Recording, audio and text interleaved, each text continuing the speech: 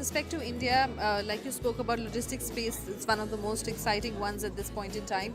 Which are the three top sectors that you feel have the potential to see extra growth? Of course, logistics is one. You're right. I think logistics, not just in the e-commerce space, but overall Indian logistics has to get better. We are keenly looking at that space. We've invested some. We're going to continue to invest more. But we've been focused quite heavily on fintech over the last 3 years in the current fund. And we've made nearly 8 bets in fintech over the last 3 years. And we'll continue to look at fintech. We have primarily invested in technologies that enable the financial services industry rather than on the lending side. We continue to look at the lending side, but we primarily focused on technology companies in financial services. I think it's a massive market in India, and the ceiling is quite high. A number of problems that need to be addressed at a mass scale. Only technology can bring about the change in India. So fintech is something that we're quite excited about. And the third one, if I had to pick, digital content. I think we have massive amount of connected users now, and of course something close to home for you guys. I think content, especially on the digital side, is going to be the first thing that Indians are going to get exposed to before they transact. I think they're going to start reading and seeing things digitally.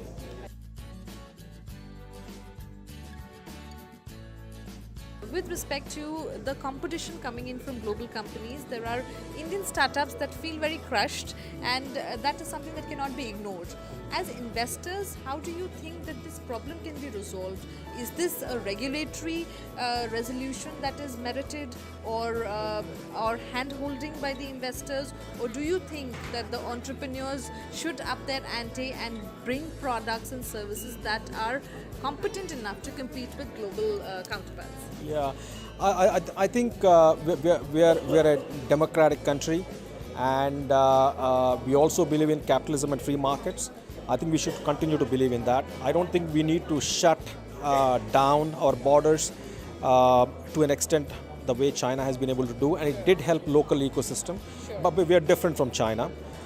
It's okay for the competition to come in, and I think you're going to build better products and services when you have competition from external competition, right?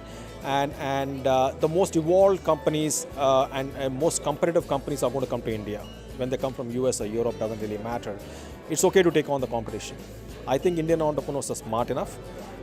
More important than our smarts being able to build differentiated and better products, I think the Indian market has to deepen. And once Indian market deepens, I think a local entrepreneur will always out-execute some senior executive who is running Indian operations for a US company. And I believe the entrepreneurs will be more nimble, and they better understand the Indian market.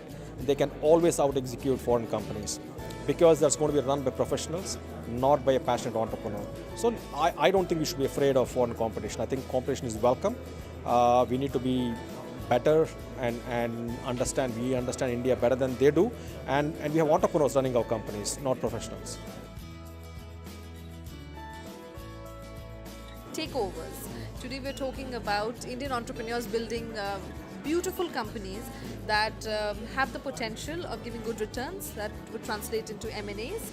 And at the same time, there is fair criticism that the spirit of entrepreneurship will be dead if every company is designed to be sold and made margins on. Now, as much as you're an investor, I know that the investor view is a yes for an M&A for a prospective return. But with respect to the Indian entrepreneurial ecosystem, what do you think is the fair way ahead? Is there a silver lining that we see here? See, you're absolutely right. I think I'm going to be more biased towards liquidity events, right. and M&A market is not deep enough in India. Let's get to a point where it's deep enough, and then let's figure out whether a company should be an independent company or get acquired or merged with another company, right? Today we are far away from that inflection point. I think market has to mature a lot, and M&A markets have to get deeper, because money coming in is not not the only thing. Money needs to go out, and recycling capital is very, very important. Otherwise, we're going to get stagnant. Just like companies get stagnant when there is no recycling and new ideas and new flows, India is going to get stagnant. So we need that recycling of money. But having said that, I think companies, whether today in India or tomorrow in India, will know when they need to be acquired or when they can be independent.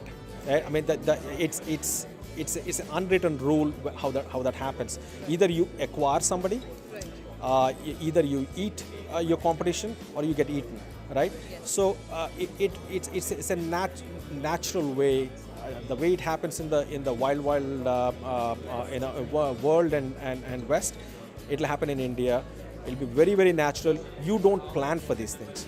If you're not ahead, and if you just don't take the lead and run with it, you'll be acquired by somebody else. So it's a question of that thing cannot be planned. You will know intuitively that will happen.